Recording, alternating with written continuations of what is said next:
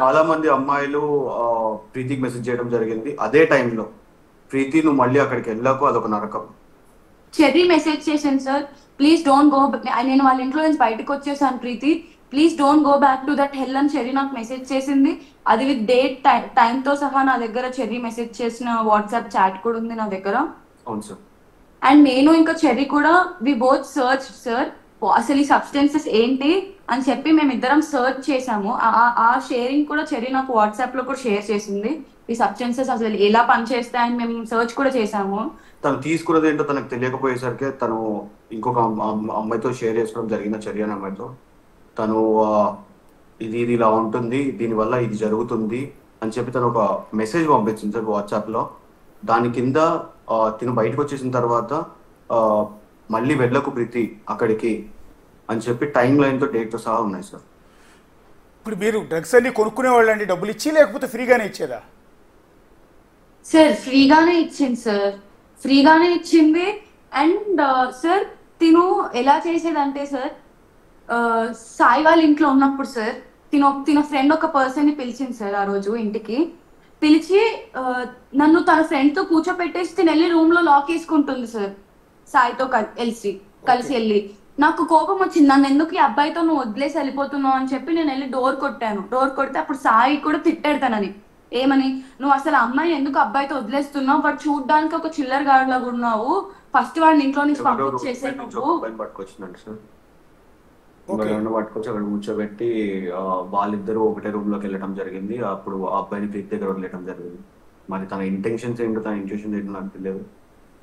ఈ విషయం నాకు మొన్ననే షేర్ చేసుకున్నాను ప్రీతి. అండ్ సాయి కూడా షేర్ చేసుకున్నాడు సార్, మస్తాన్ సాయి కూడా నాకు చెప్పడం జరిగింది మొన్ననే. ఇప్పుడు మీలాగా ఎంతమంది ఆడపిల్లలు అట్లా ఆవిడ చేతిలో ఈ డ్రగ్స్కు బానిసలు అయి ఉంటారమ్మా? ఆడపిల్లలు మగవాళ్ళు చాలా మంది ఉన్నారు సార్. అదే మొత్తం మీద ఎంతమంది ఉంటారు ప్రీతి గారు? సార్ నేను చూసినప్పుడు అయితే నేను 1 year తర్వాత మళ్ళీ తనతో ఎప్పుడు కాంటాక్ట్ లోకి వెళ్ళలేదు సార్. నాకు తెలిసిన వరకు ఏంటంటే తర్వాత తిను నాలాగే చాలా మంది అమ్మాయిలను తీసుకొచ్చి తనతో పాటు ఇంట్లో ఇలా పెట్టుకుందని చెప్పి నాకు తెలిసింది సార్. ఓకే, అంటే ఏంటి ఆనందం ఇప్పుడు మీలాంటి అమ్మాయిలను తీసుకొచ్చి డ్రగ్స్కి అడిక్ట్ చేసి ఆవిడ ఇంట్లోనే పెట్టుకుని వచ్చి ఫ్రీగా డ్రగ్స్ ఇచ్చి ఇలా చేయటం వల్ల ఏంటి ఆవిడకి ఆనందం? నేను అనేది అది. She's a psychopath sir. తనకి ఎప్పుడు 24/7 ఎవరో ఒకరు తనతో పక్కన ఉండాలి, వాళ్ళకి తనకి ఇష్టం వచ్చినప్పుడు వాళ్ళని ఇష్టం వచ్చినట్టు బిహేవ్ చేసిద్ది సార్ వాళ్ళతో.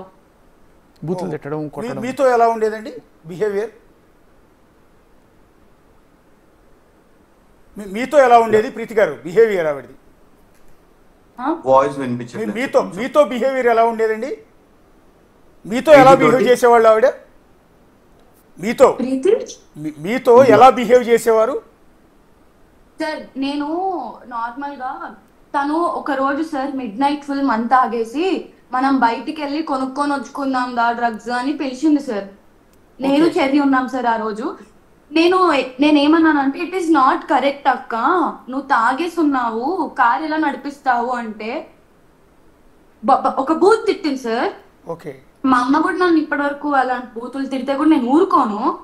తను నన్ను తిట్టి నువ్వేమన్నా నాకు మందు కొని తెచ్చి పెడుతున్నావానే, ఓహో నువ్వు జస్ట్ మందు గ్లాస్ తీసుకొచ్చి మందు నాకు గ్లాస్ లో పోసిస్తున్నావు అని చెప్పా ఇదంతా అంటున్నావు నన్ను.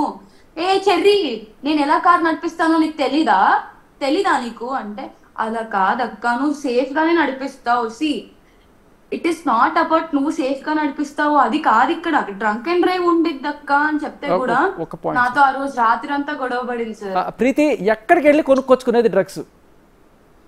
ఈవిడికి డ్రగ్స్ అసలు ఎక్కడి నుంచి సప్లై అయ్యేదండి సార్? యూనిత్ రెడ్డి చింటూ తినని అడిగేది, అతను ఇచ్చేవాడు.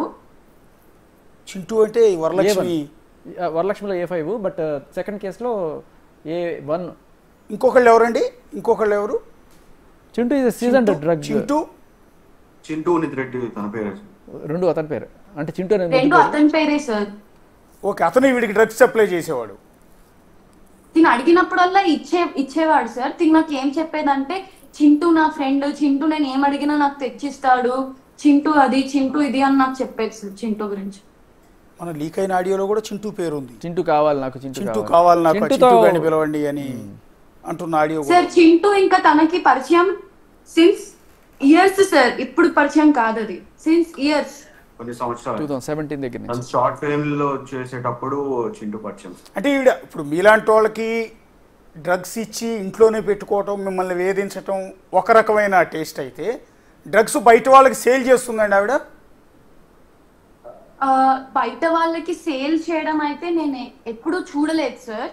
అంటే నాకు తెలిసిన అంతవరకు ఏంటంటే సార్, తిను నన్ను ఒకసారి గోవా వెళ్దాము అని చెప్పి నా ఆధార్ కార్డ్ తీసుకోవడం జరిగింది సార్. తిను ఎందుకండి? గోవాకి వెళ్దాము, మనం పార్టీ చేసుకుందాము, అలానే మనం కొనుక్కుందాము అక్కడికి వెళ్ళి అని చెప్తే నా ఆధార్ కార్డ్ తీసుకుంది, టికెట్ కూడా బుక్ చేసింది. దాని తర్వాత నాకు ఇలా నా హెల్త్ కండిషన్స్ వల్ల నేను రాను అని ఉదయ్ కూడా చెప్పాడు. అప్పుడు ప్రీతిని అయితే నువ్వు తీసుకెళ్ళొద్దు అని ఉదయ్ చెప్పాడు ఆ రోజు, నువ్వు వెళ్ళకు ప్రీతి అని చెప్పాడు. సో నేను ఆ రోజు ఆగిపోవడం జరిగింది, తను కూడా వెళ్ళలేదు ఆ రోజు గోవాకి. దాని తర్వాత నాకు తెలిసింది ఏంటంటే సార్, వీళ్ళు గోవా నుంచి ఒక బల్క్ లో డ్రగ్స్ తెచ్చుకొని వీళ్ళే పంచుకునేవాళ్ళు సార్ వీళ్ళందరూ.